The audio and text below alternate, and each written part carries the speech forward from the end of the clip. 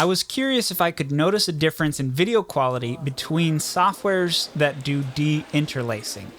I take deinterlacing for granted, and I don't expect that I'll notice a quality difference. But I was shocked with what I found. Here's a list of softwares that I tried.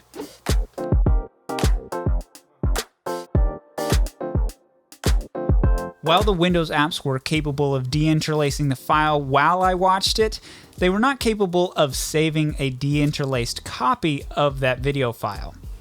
Media Express and Make MKV wasn't compatible with AVI files, so I just moved on. A lot of people talk about StackStrip, but I couldn't get any playable files out of it. I think this is because my dumb brain don't video encode good. I didn't include Adobe Premiere because I don't own a modern copy of that software, therefore this test would be unfair to Adobe. The rest of this list is capable of saving a deinterlaced file, but each software has a different level of difficulty, so you will have to decide what fits best into your workflow.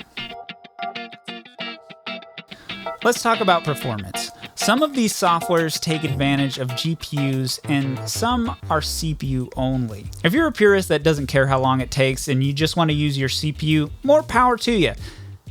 I'm going to be biased towards softwares that can take advantage of the horsepower in my computer tower. Plex was actually pretty fast encoding on my Synology server with an Intel i3 from over a decade ago. No complaints with the speed on Plex. YouTube was the slowest because I had to wait for the file to upload, wait for it to transcode, and then wait for it to download. Topaz was blazing fast, taking advantage of the RTX 3090 in my computer. VLC was slow even when it was taking advantage of the GPU. AVI Demux encoding was slow. I think it was CPU bound. It's hard to tell with that software. Its strength is definitely the fact that it doesn't have to encode to trim clips. Handbrake was almost as fast as Topaz. DaVinci Resolve likes to make the GPU sweat and was as fast as Topaz.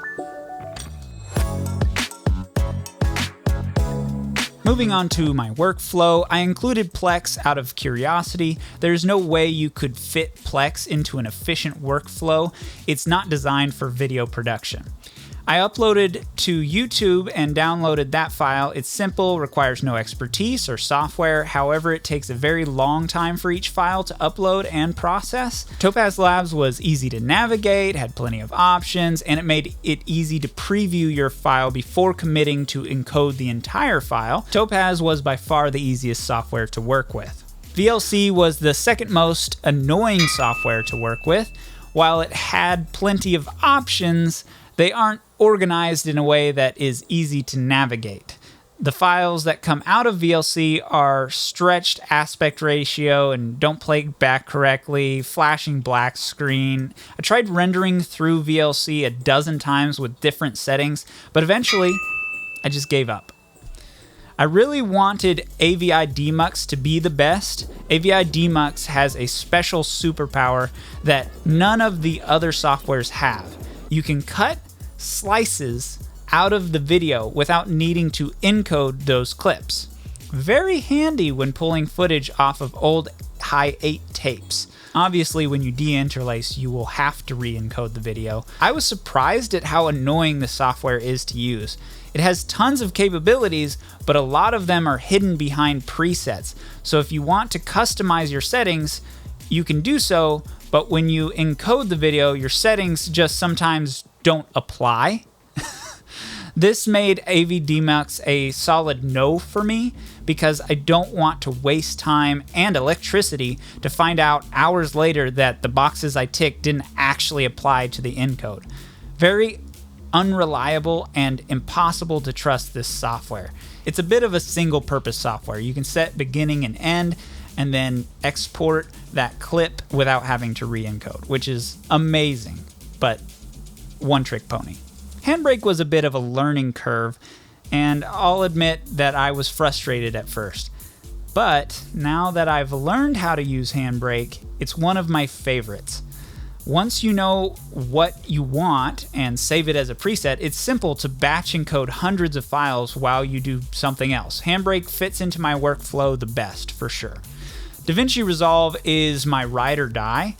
This is my everything software. Unfortunately, it's not compatible with certain file types, which is when I use Handbrake to transcode those files into something Resolve can read. For example, Resolve can't read footage from Ubiquiti security cameras or Sony ARW photo files, as well as certain codecs, but DaVinci is compatible with most codecs. Anyways, it's a bit cumbersome to batch encode a lot of videos, but it's capable of doing so. But the workflow is not as simple as Handbrake. It's in second place for me when it comes to batch encoding video clips, but it's capable of doing anything you want it to do.